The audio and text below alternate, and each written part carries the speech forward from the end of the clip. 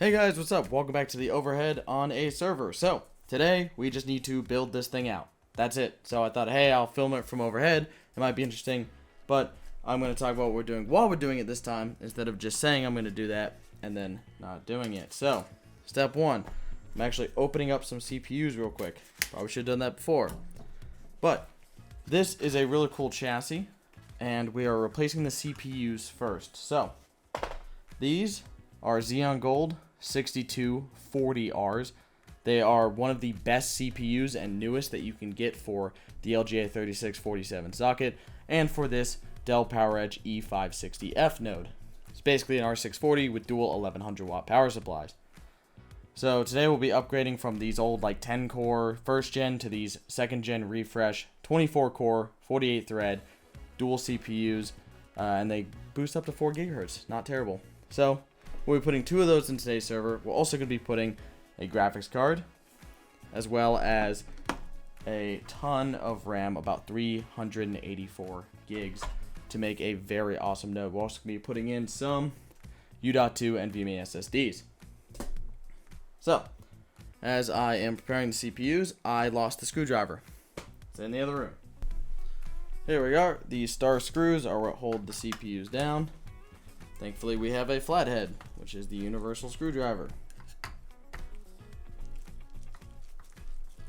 So this node is getting sent off tomorrow to our data center location in Finland, where it will hopefully serve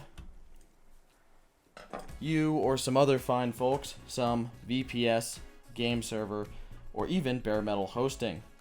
It's possible someone just wants this entire super awesome node to host whatever the hell they want on it, because when you do bare metal, it's your server. So we're going to take that CPU out, and I don't have a new cooler. Wow, I'm really bad at this. Alright, anyways, here we are. Brown boxes. Like everything server related comes in. So, the reason I need to get these specifically and can't just reuse the same heat sinks, these are 165 watt TDP CPUs. So, combined with the high performance fans, we also need a high performance heatsink. This is the Dell high performance heatsink. It is just much more fin dense and has a copper plate. Well, you can't really see it, but has a copper plate that the default one does not have on the bottom. That allows it to do CPUs, again, up to and greater than 150 watts. Which is awesome. I lost the retention mechanism. There it is. So, what we're going to do is put this on. Just like so. Put our CPU in, aligning the arrow on the corner there with the arrow right there. I'm always holding it the wrong way. There we are. Can use the other CPU cooler as a table.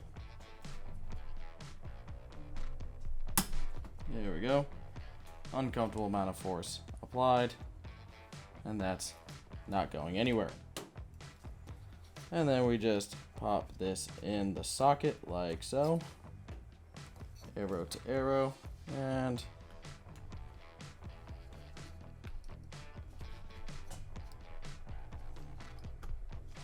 make sure it's all lined up. Dells have these really weird clips instead of like 2 screws to line up. Don't really like it as much. There we go. Should be in, hopefully. If not, we're just going to mangle all these pins and not be able to deploy this really nice server that I can't replace.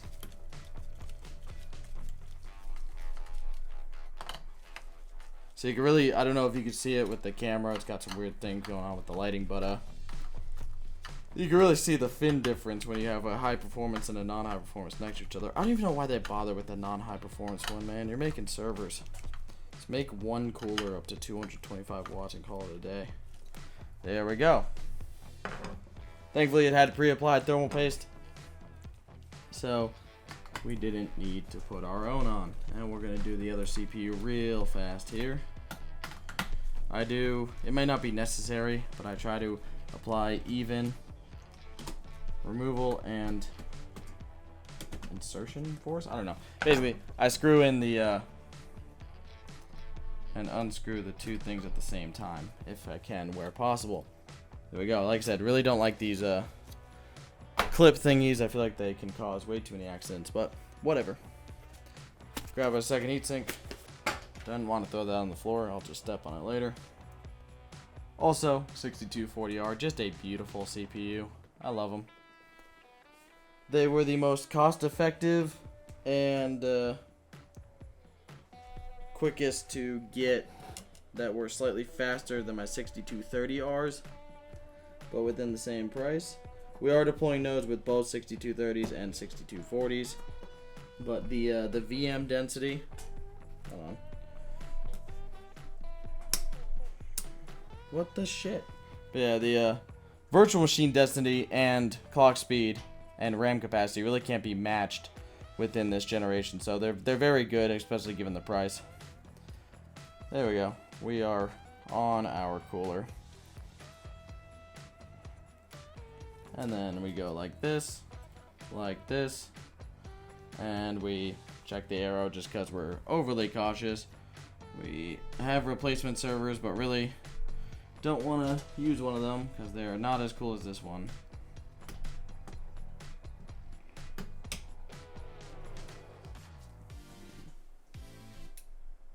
See, they're supposed to just like snap on easily, but they never fucking do. So you're always left with like having to push on these latches manually. And I don't like it.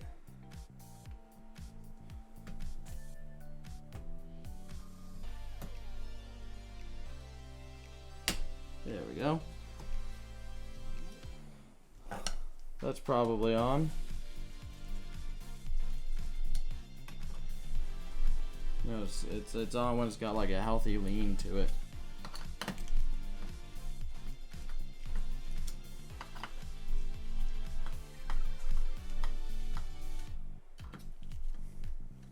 But yeah, anyways, I'm okay, there we go, CPU's done. So while I'm putting in RAM, we'll talk about what this is for. So we've got 12 32 gigabyte DDR4. These are ECC 2666 DIMMs. So these are almost fast. Like these take 2933, but 2666 is plenty fast. These are 32 gig, in this case Samsung DIMMs.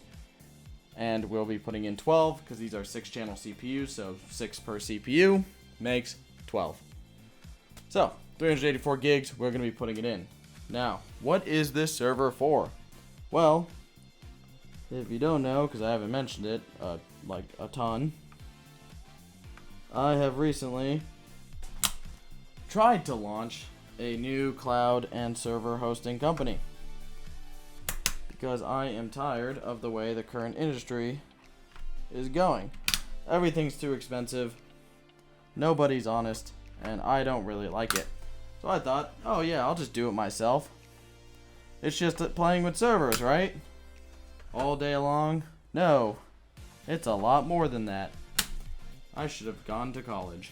Anyways, that's what this is for. I have someone asking, very few clients, but we're working on automation and stuff. There's a website, it is linked in the description if you're interested. Working on product availability because we should be able to auto provision VPS servers and Baremetal very soon. Did I mess up or am I missing a stick of RAM?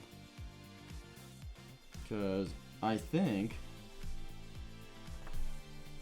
I'm either missing one or I left one when I moved this server. We're missing a stick. How did that happen? It's 3, 6, 9, 10, 11. I'll be right back, I guess. I also found some drives. So, there we are. Anyways, yeah, if you're interested in checking it out, or just think it's cool, you can check out our site. It's looking a lot better than the first time. But yeah, okay, so now that we have the RAM in, the last thing I'm going to do is put in these RAM blanks. They're actually super important for airflow because they block off these wide open RAM channels, which air would naturally just love to go through, as opposed to going over our nice CPU heatsinks or our very cool RAM chips.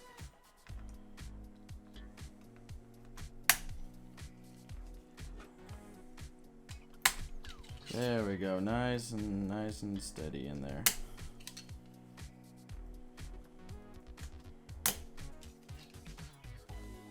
It's almost as satisfying as putting in RAM. Does give it that nice click. But there we go.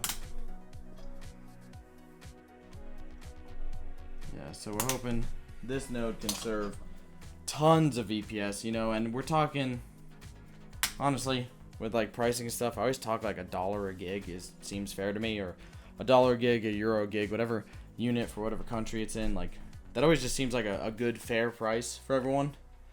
So like in these Europe nodes, I usually do around a euro per gig, unless it's a really massive machine or a full bare metal. Then it's a little less or more depending on what kind of storage we need. Like in this case, what we're going to be popping in the front, you might not be able to see it, but we'll be throwing in 4. I only see 3 here, but we will be throwing in probably 4 of these 960 gig Kioxia CD5Rs, or I think they are. Basically 960 gig U.2 NVMe SSDs. We'll be putting a couple of those in the front of how that would go. We also have these KC600s. No, that's not them. We also have these DC1500Ms for the other model of server that we have that likes non-Kioxias better than these Dells do. Anywho's, and then for booting, we are running, so for booting our hypervisor for these virtualization nodes, we're just using these like Dell genuine 480 gig SSDs in a RAID 1. Just something to save logs and have our boot drives.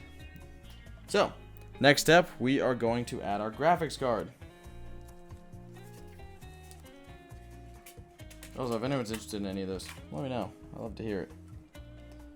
Or if I can do stuff better. I'm trying to clearly make the videos better and it's not working. So, putting our A2 in our low profile slot. There we go. This is an 1100 watt server, so I do believe this would be the one to host a graphics card if it was any of them. The most likely thing I may do is I'm going to build it up like this, test it like this, and I'm going to take the PCI Express cards, like this 10 gig, dual 10 gig NIC, out before shipping, because I've seen what happens when they bend in shipping. I feel like this is supposed to go like under that, but we'll see.